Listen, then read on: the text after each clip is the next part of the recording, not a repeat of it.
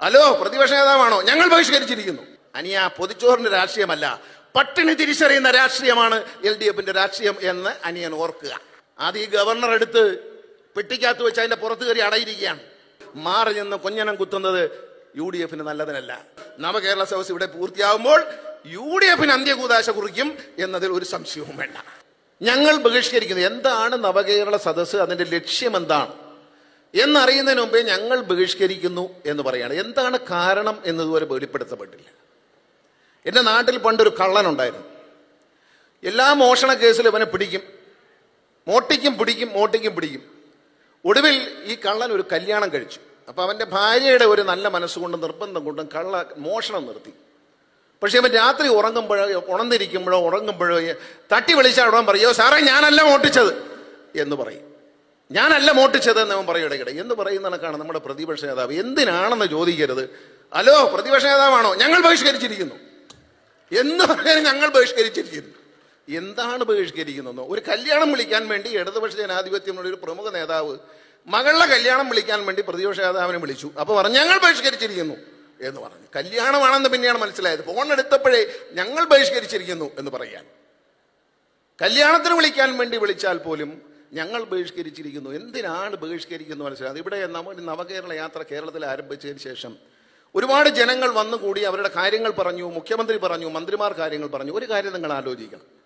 ഇവിടെ ശ്രീ വാസവൻ മിനിസ്റ്റർ പറഞ്ഞതുപോലെ അദ്ദേഹം സൂചിപ്പിച്ച് വന്നതാണ് എല്ലാ കാര്യങ്ങളും. ഞാൻ അധികം ദീർഘിപ്പിച്ച് ഞാൻ പറയുന്നില്ല. കാരണം 2018 വെള്ളപ്പൊക്കം, ആ വെള്ളപ്പൊക്കത്തിൽ കേരളത്തിലെ ജനങ്ങളെ പട്ടിണിയില്ലാതെ നയിച്ച, വീടുകളിൽ ആഹാരം എത്തിച്ചു കൊടുത്ത, വീടുകളിൽ ഭക്ഷണ സാധനങ്ങൾ എത്തിച്ചു കൊടുത്ത, മരുന്നുകൾ എത്തിച്ചു കൊടുത്ത ഓരോ കുഞ്ഞിനെയും സംരക്ഷിച്ച കേരളത്തിന്റെ മുഖ്യമന്ത്രി സഖാവ് പിണറായി വിജയനെ പുച്ഛിക്കാൻ ഇവർക്ക് യാതൊരു യോഗ്യതയുമില്ല എന്ന് നിങ്ങൾ മനസ്സിലാക്കണം. നമുക്കറിയാം, വെള്ളപ്പൊക്കം വന്ന് നൂറുകണക്കിന് ആളുകൾ, ആയിരക്കണക്കിന് ആളുകൾ സ്കൂളുകളിലും കോളേജുകളുടെയും കെട്ടിടങ്ങളിലേക്ക്, അഭയാർത്ഥി ക്യാമ്പുകളിലേക്ക് വന്നു. അന്ന് എല്ലാവരും പറഞ്ഞു അവരെ സഹായിക്കാൻ കിടക്കകൾ വേണം, അവർക്ക് പുതയ്ക്കാൻ പുതപ്പ് വേണം, ഇടുവാൻ ചെരുപ്പ് വേണം, സ്ത്രീകൾക്ക് വസ്ത്രം വേണം, അടിവസ്ത്രങ്ങൾ വേണം, പുരുഷന്മാർക്കും സ്ത്രീകൾക്കും, കുഞ്ഞുങ്ങളുടെ ഉടുപ്പ് വേണം.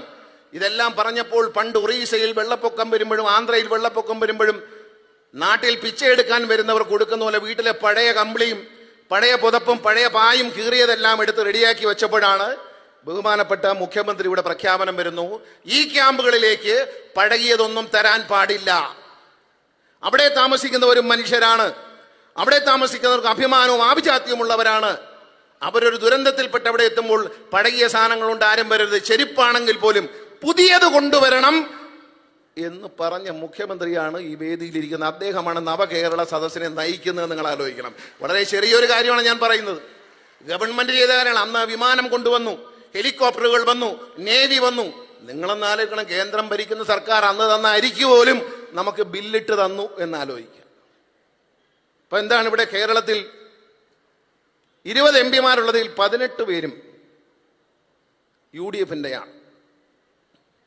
ചില്ലറക്കാരല്ല. ഇന്ത്യൻ നാഷണൽ കോൺഗ്രസിനെ ഇന്ത്യയിൽ നയിക്കുന്ന, ഞാനല്ല നേതാവെന്ന് പറഞ്ഞാലും കോൺഗ്രസ്സുകാരൻ അയാളാണ് നേതാവെന്ന് പറയുന്ന രാഹുൽ ഗാന്ധി കേരളത്തിലെ വയനാട്ടിൽ നിന്നാണ് MP ആയത് എന്ന് നമ്മൾ മറക്കണ്ട. പക്ഷെ ഒരു ദിവസം പോലും കേരളത്തിന്റെ സർക്കാരിനെ വരിഞ്ഞു മുറുക്കുകയാണ്. ഇപ്പം നമ്മളിവിടെ വന്നു നവകേരള സദസ്സുമായി ബന്ധപ്പെട്ട് നിവേദനങ്ങൾ നൽകുകയാണ്. അതിലെന്താ നിവേദനം? ഒന്ന്, വീട് വേണം.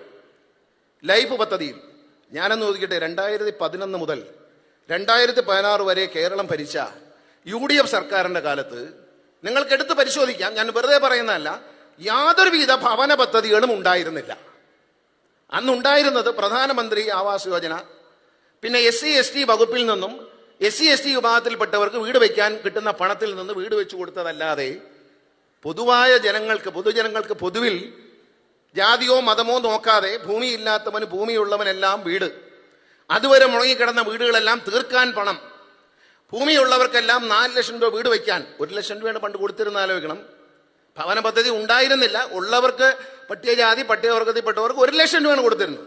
അത് മാറ്റി മുടങ്ങിക്കിടന്ന വീടുകൾ പൂർത്തിയാക്കാൻ 4 ലക്ഷം രൂപ, പുതിയ വീട് വയ്ക്കാൻ 4 ലക്ഷം രൂപ.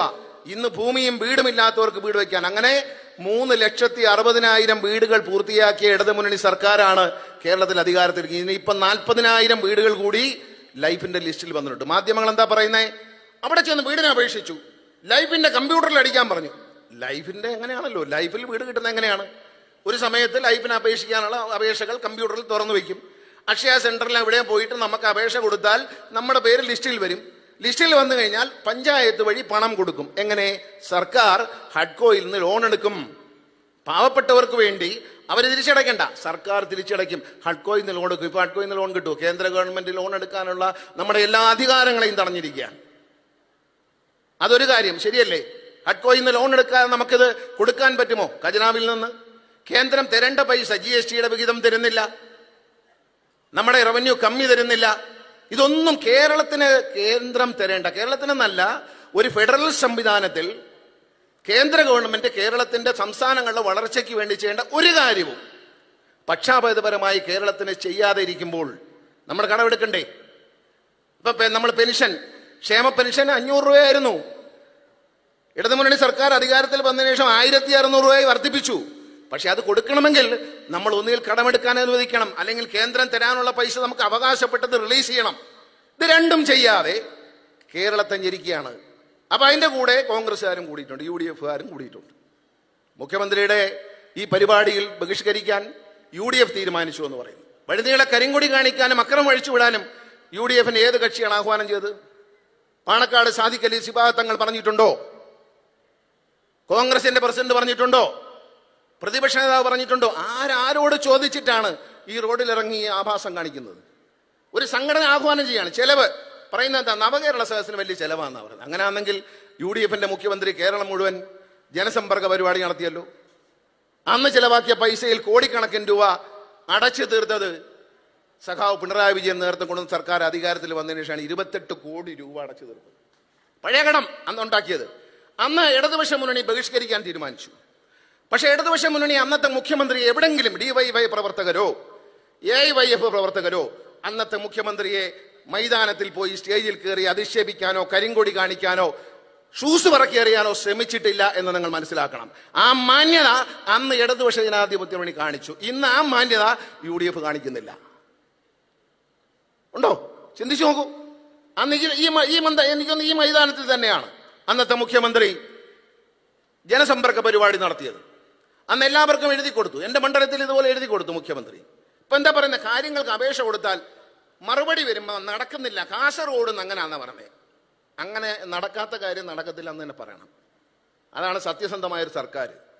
എൻ്റെ നാട്ടിൽ ഒരാൾക്ക് അന്നത്തെ ജനസമ്പർക്ക പരിപാടി കഴിഞ്ഞപ്പോൾ അന്നത്തെ മുഖ്യമന്ത്രി വൈദ്യുതി കണക്ഷൻ ഇല്ല എന്നൊരു പരാതിയാണ്. അപ്പൊ മുഖ്യമന്ത്രി എഴുതി കൊടുത്തു, AE അസിസ്റ്റന്റ് എഞ്ചിനീയർ കണക്ഷൻ ഉടൻ നൽകി നടപടിയെടുക്കുക. മുഖ്യമന്ത്രി ഒപ്പിട്ടിരിക്കുക, ഡേറ്റ് വിട്ടിട്ടുണ്ട്. ഇയാൾ ഇതും കൊണ്ട് എൻ്റെ അടുത്ത് വന്നിട്ട് പറഞ്ഞു, സാറേ ഈ അസിസ്റ്റന്റ് എഞ്ചിനീയർ മഹാദുഷ്ടനാണ്, മുഖ്യമന്ത്രി എഴുതി തന്നിട്ടും എനിക്ക് കണക്ഷൻ തരുന്നില്ല എന്ന്. ഞാൻ പറഞ്ഞു അത് ശരിയല്ലല്ലോ, മുഖ്യമന്ത്രി ഉത്തരവിട്ട് തന്നാ കണക്ഷൻ കൊടുക്കണ്ടേ? ആരാണ് AE? വിളിച്ചു. ഹലോ AE അല്ലേ? എന്താണ് മുഖ്യമന്ത്രി ഒപ്പിട്ട് കൊടുത്ത് ഇയാൾക്ക് അപേക്ഷ കറണ്ട് കണക്ഷൻ കൊടുക്കാത്തത്?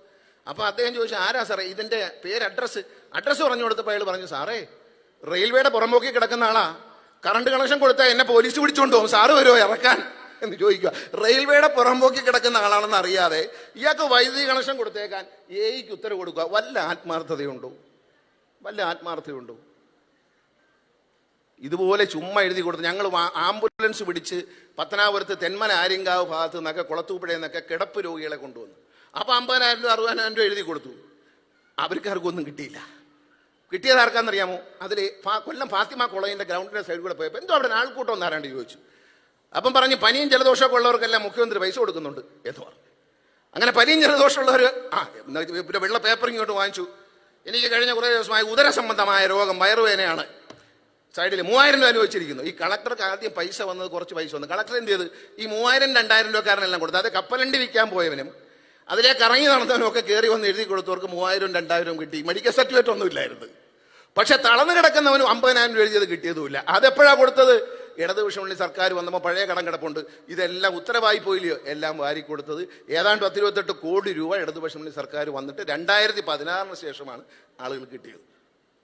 തട്ടിപ്പില്ല, ഇപ്പൊ വീട് വേണമെന്ന് പറഞ്ഞ അപേക്ഷ എന്നാൽ എന്താ പറയുന്നത്, അടുത്ത ലൈഫിന്റെ പദ്ധതിക്കായി കമ്പ്യൂട്ടറെ സൈറ്റ് ഓൺ ചെയ്യുമ്പോൾ നിങ്ങൾ അപേക്ഷിക്കൂ. ഞാനൊന്ന് ചോദിക്കട്ടെ, ഈ കേന്ദ്ര ഗവൺമെന്റ് നമ്മളെ കഴുത്ത് പിടിച്ച് ഞെരിക്കുമ്പോൾ ഇവിടെ കോൺഗ്രസ്സുകാർ വിചാരിച്ചിരിക്കുന്ന, UDF വിചാരിച്ചിരിക്കുന്ന പിണറായി സർക്കാരിന്റെ കഴുത്തിൽ ഞെരിച്ചിരിക്കുന്നു എന്നാണ്. ഒരു കുഴപ്പമില്ല, മുഖ്യമന്ത്രിക്ക് കുഴപ്പമില്ല, മന്ത്രിമാർക്ക് കുഴപ്പമില്ല, ഉദ്യോഗസ്ഥന്മാർക്ക് കുഴപ്പമില്ല, പോലീസിന് കുഴപ്പമില്ല, ആർക്കും കുഴപ്പമില്ല. ഇവർ യഥാർത്ഥത്തിൽ കഴുത്തിൽ പിടിച്ചേക്കുന്നതേ കേരളത്തിലെ ജനങ്ങളുടെയാ. ഈ കേന്ദ്ര സർക്കാർ നമ്മളെ സഹായിക്കാതെ നമ്മളെ വലിച്ചുകൊണ്ട് കഴുത്തിന് ജനിച്ചിരിക്കുന്നത് കേരളത്തിലെ സാധാരണക്കാരുടെ ജനങ്ങളുടേതാണ് എന്ന് UDF-ഉം BJP-യും മനസ്സിലാക്കിയാൽ നല്ലതെന്ന് എനിക്ക് പറയാനുള്ളൂ.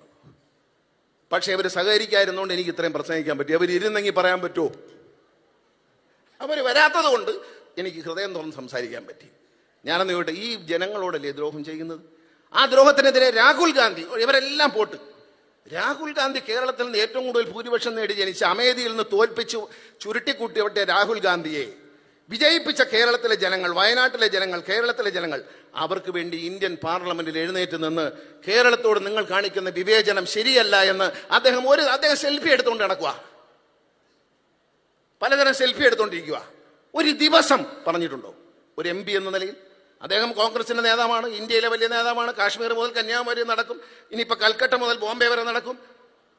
വെള്ളത്തിന് കടലിൽ ചാടും, പാചകം ചെയ്യും, തമിഴ്നാട്ടിൽ ചെന്ന് തമിഴ് പറഞ്ഞ് പാചകം ചെയ്യും, ഒക്കെ ചെയ്യും.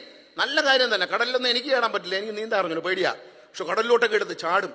പക്ഷെ കടലിൽ ചാടുന്ന സമയത്ത് ഒരു 10 മിനിറ്റ് ഇന്ത്യൻ പാർലമെന്റിൽ കേരള സർക്കാരിനോട് കാണിക്കുന്ന, ആരോ ഭരിക്കട്ടെ, കേരളത്തിലെ ജനങ്ങളോട് ഇത് ചെയ്യരുത് എന്ന് ഇന്ത്യയുടെ പ്രധാനമന്ത്രിയോട് പറയാൻ എന്തുകൊണ്ട് കഴിയുന്നില്ല? പേടി കൊണ്ടാണോ അതോ വേണ്ടെന്ന് വെച്ചിട്ടാണോ? ഇവർക്ക് എന്താണ് നിലപാടുള്ളത്?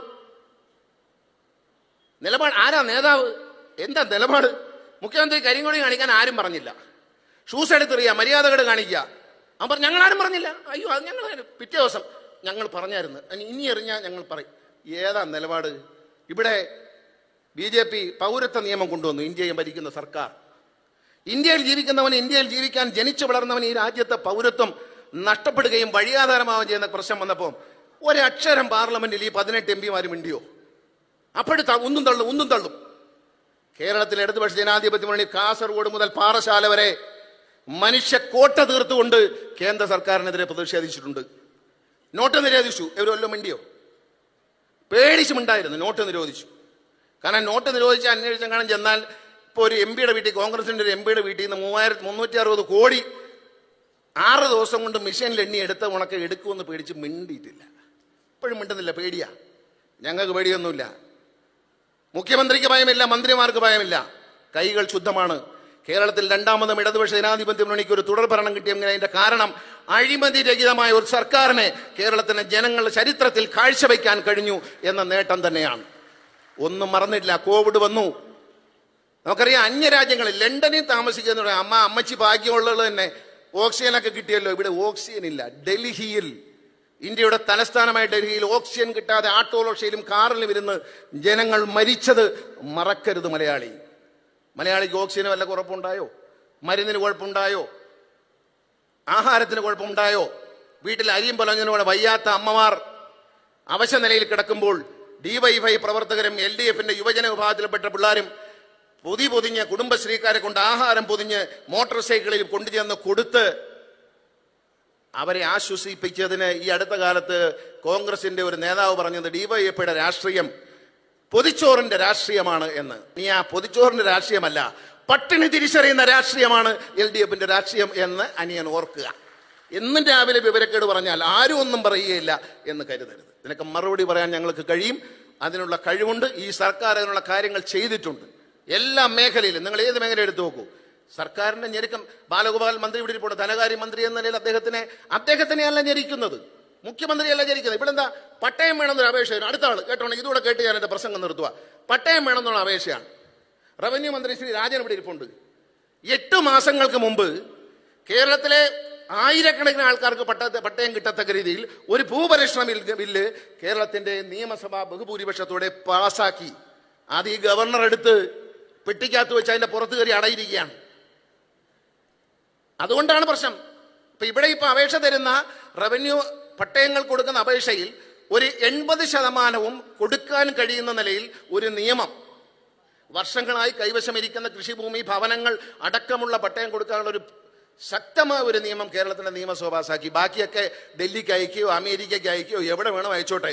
പക്ഷേ ഈ പാവപ്പെട്ടവന് പട്ടയം കിട്ടാനുള്ള വർഷങ്ങളായി കിടക്കുന്ന തലചായ്ക്കുന്ന ഭൂമി എന്റേതാണ് എന്ന അവകാശത്തോടെ നെഞ്ചിൽ കൈവച്ച് പറയാൻ ഇടതുപക്ഷ ജനാധിപത്യ മുന്നണി സർക്കാർ കേരളത്തിന്റെ നിയമസഭയിൽ പാസാക്കിയെടുത്ത റവന്യൂ ഭൂപരിഷ്കരണ നിയമം, ഭൂപരിധി നിയമം, അതെങ്കിലും ഈ ഗവർണർക്ക് ഒപ്പിട്ടൂടെ? ആരോടാണ് പക? ഞാൻ മുമ്പേ പറഞ്ഞില്ലേ, ഇത് മുഖ്യമന്ത്രിയോടല്ല, ഇത് മന്ത്രിമാരോടല്ല, കേരളത്തിലെ സാധാരണക്കാരായ ജനങ്ങളോടാണ് കേന്ദ്രം ഭരിക്കുന്ന സർക്കാരിനും ഗവർണർക്കും പക. അവർ നമ്മുടെ കഴുത്ത് വലിച്ചു മുറുക്കുകയാണ്. അത് കണ്ടാസ്വദിക്കുകയാണ് UDF. ഇത് ശരിയുള്ള കാര്യമല്ല. ഇത് ഇത്തരം വലിയ സദസ്സ് ജന മനസ്സുകളെ ആകർഷിച്ചുകൊണ്ട് ഞാൻ ഇങ്ങോട്ട് വരുമ്പോൾ കണ്ടു. ഞാൻ മുഖ്യമന്ത്രി മുമ്പ് വന്ന് ഇങ്ങോട്ട് വരുമ്പോൾ ഞാൻ കണ്ടു, ഇരുവശവും ആളുകൾ മൊബൈൽ ഫോൺ ഓൺ ചെയ്ത് കാത്തു നിൽക്കുകയാണ് മുഖ്യമന്ത്രിയും മന്ത്രിമാരും വരുന്നതൊന്ന് കാണാൻ, അതൊന്ന് പകർത്തി തന്റെ ഫേസ്ബുക്കിൽ ഇടാൻ അഭിമാനത്തോടെ കേരളത്തിലെ ജനങ്ങൾ, അമ്മമാരും കുഞ്ഞുങ്ങളും ചെറുപ്പക്കാരും കാത്തു നിൽക്കുന്ന കാണുമ്പോൾ മാറി നിന്ന് കൊഞ്ഞനം കുത്തുന്നത് UDFന് നല്ലതിനല്ല. ഇപ്പൊ ഇങ്ങോട്ട് വന്നപ്പോൾ ഒരു മൊബൈലിലൊരു വാർത്ത. ഒരു കാര്യം നിങ്ങൾ മനസ്സിലാക്കൂ, കോൺഗ്രസിന്റെ എറണാകുളം ജില്ലയിലെ ഒരു നേതാവ്, എറണാകുളം ജില്ലയിലെ കുന്നത്തനാടെന്ന് ഞങ്ങൾ പറയുന്നു, നവകേരള സദസ്സ് ഇന്നിവിടെ അവസാനിക്കുകയാണ്. അയാൾ പറഞ്ഞേക്കുന്നത് നവകേരള സദസ്സിന് അന്ത്യകൂദാശ അർപ്പിക്കുമെന്ന്. അന്ത്യകൂദാശ അർപ്പിക്കാൻ ഇവൻ വൈദികനാണോ പറഞ്ഞവൻ? അല്ലല്ലോ. എങ്കിൽ മനസ്സിലാക്കൂ, നവകേരള സദസ്സ് ഇവിടെ പൂർത്തിയാകുമ്പോൾ UDFന് അന്ത്യകൂദാശ കുറിക്കും എന്നതിൽ ഒരു സംശയവും വേണ്ട. ജനങ്ങളിൽ നിന്ന് അകന്നു നിൽക്കുന്ന, ജനങ്ങളെ വെറുപ്പിക്കുന്ന, ജനങ്ങളെ സത്യം പറയാത്ത ഒരാൾക്കും കേരളത്തിലെ ജനങ്ങളുടെ മുമ്പിൽ നിൽക്കാൻ പറ്റില്ല. സത്യം പറഞ്ഞുകൊണ്ടും എല്ലാ ദിവസവും വൈകിട്ട് 6 മണിക്ക് കൊറോണ കാലത്ത് TV-യിൽ പ്രത്യക്ഷപ്പെട്ട അരമണിക്കൂർ 1 മണിക്കൂർ സമയം നമ്മുടെ മുഖ്യമന്ത്രി സത്യം പറഞ്ഞതുകൊണ്ടാണ് കേരളത്തിൽ ഞങ്ങൾ ആശ്വാസത്തോടെ ജീവിച്ചത്.